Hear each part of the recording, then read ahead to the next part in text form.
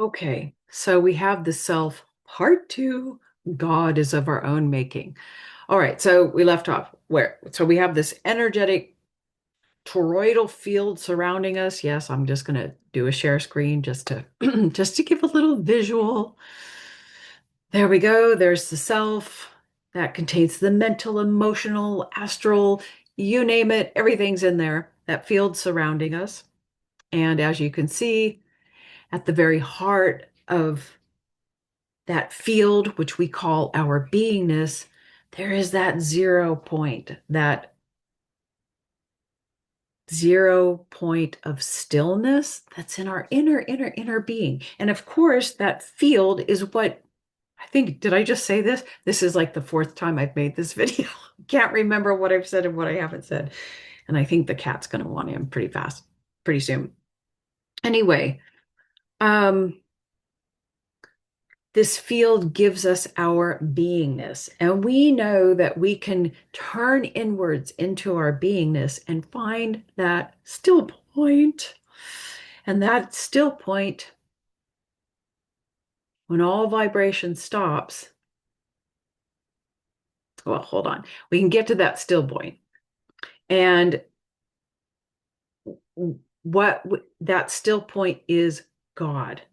Now, it's during some aspects of meditation, and we hit that point and we're like, oh, I feel love, excuse me, ecstasy. You have a feeling that comes about, a vibratory feeling of your experience of God. But that experience of God is the self experiencing itself, self's experience of God via whatever is in the unconscious field of yourself. So it's the God of your own making. Excuse me. Do you understand what I'm saying? So whatever is in your like this whole unconscious field of self, and even the conscious self, is full of all your archetypal patterns, everything, the stories, it's all your stained glass windows of the self, right? Which in the spiritual journey, you're working to clean off all those colors. But anyway, you are creating the God of your own self. How you see God, how you experience God is coming from that self, that vibratory field of self, of manifestation, right? But then we also know that when we go into meditation, we can hit, I'm, sorry, sometimes I just get so weird. Um, where we can hit that still spot, sorry, and it actually detaches. We kind of get on the other side of it because remember that still point is connected to the self, but it's also out here. Okay. And then you like transcend the self and you're like, oh, there's nothing here. There's no one here. There's nothing. There's no experience. It's absolutely still. There's no vibratory frequency. Okay. There's no one here. There's just nothingness experiencing. It's not like these are the wrong words. Okay. Okay. Where am I going with this? So, just to show you that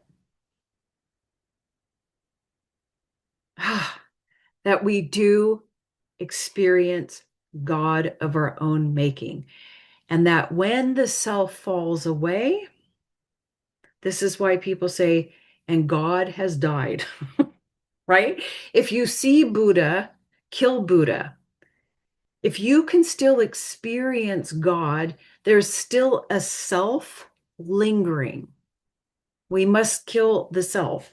Oh, the cat. I hope I can remember where I'm at because I've got to let this one in. Hold on.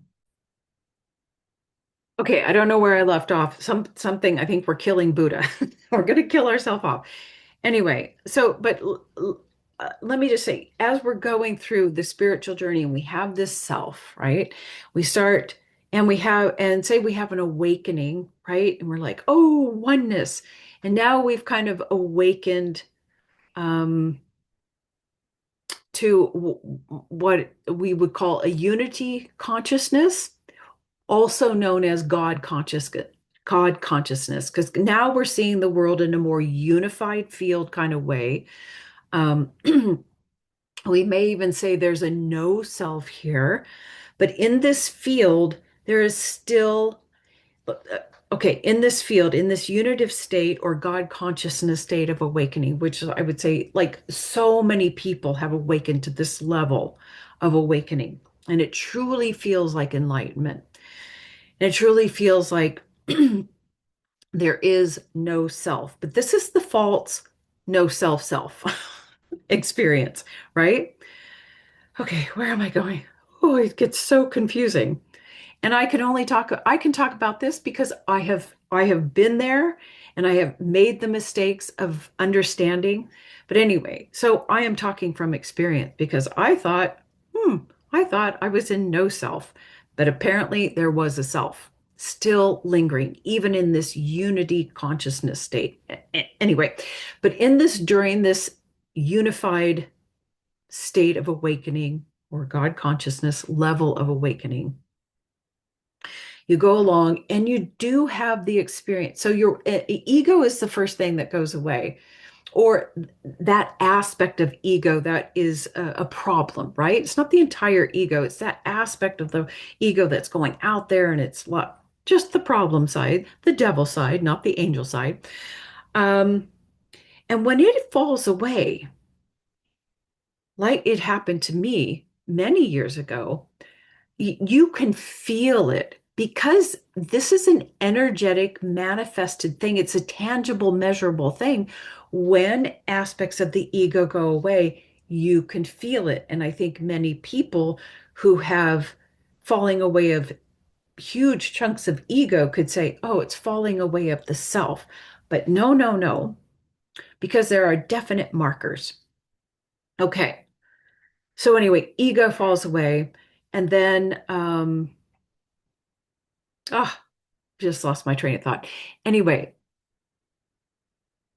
there's still this energetic level of self that is experiencing no self.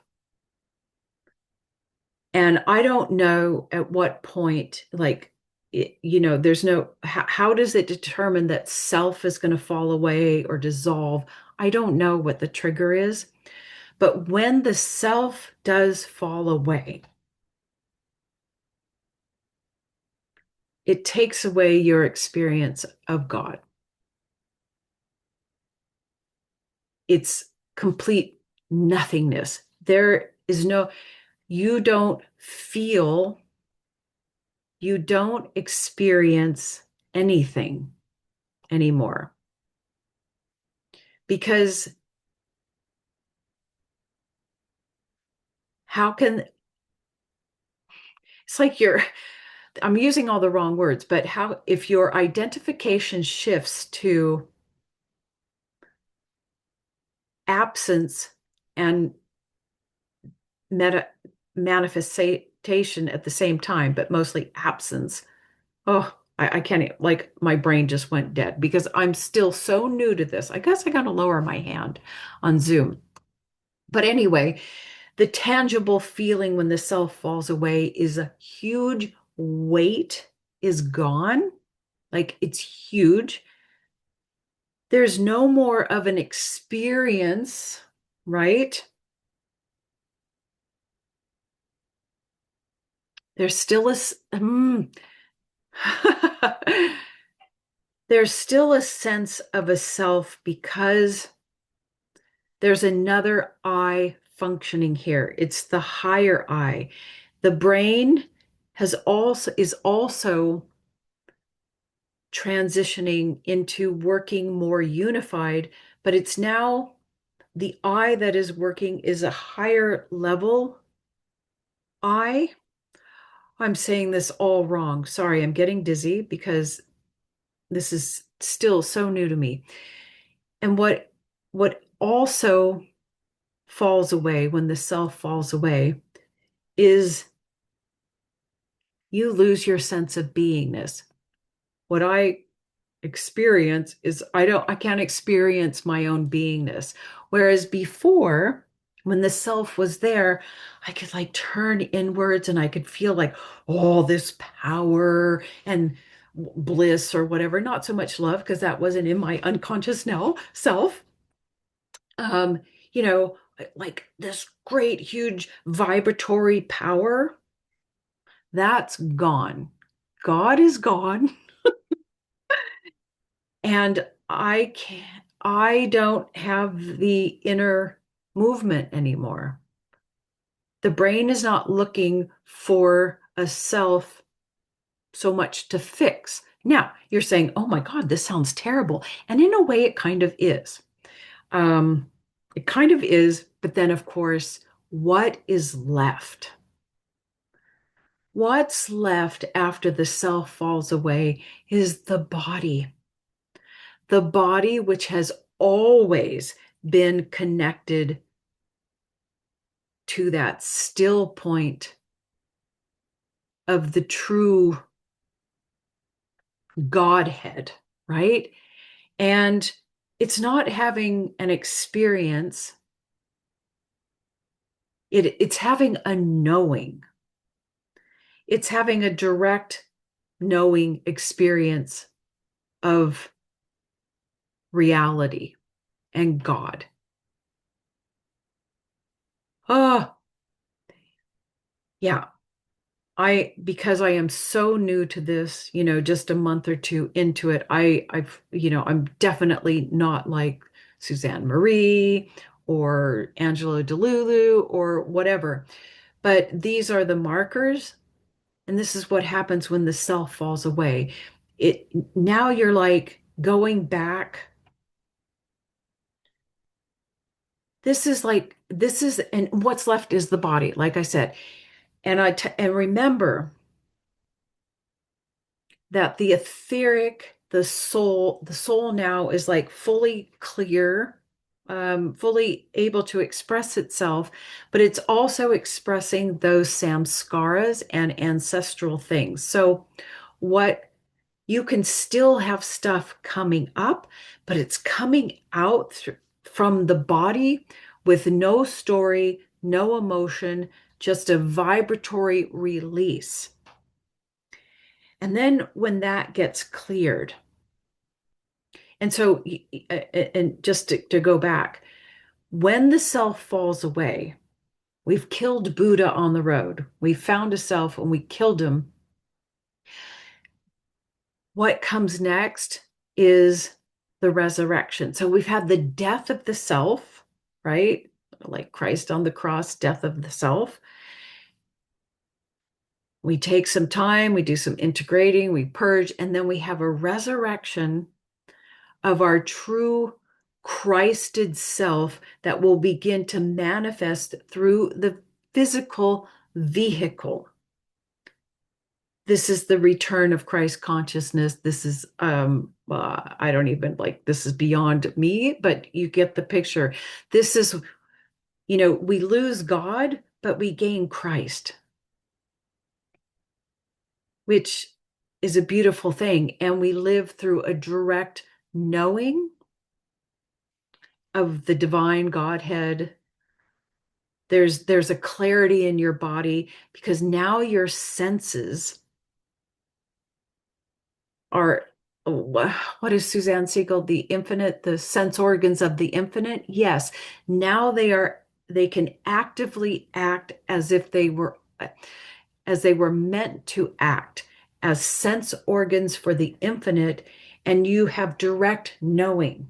So when you tap into your body to get, yes and no responses to get the truth, for me now, it's very, very clear.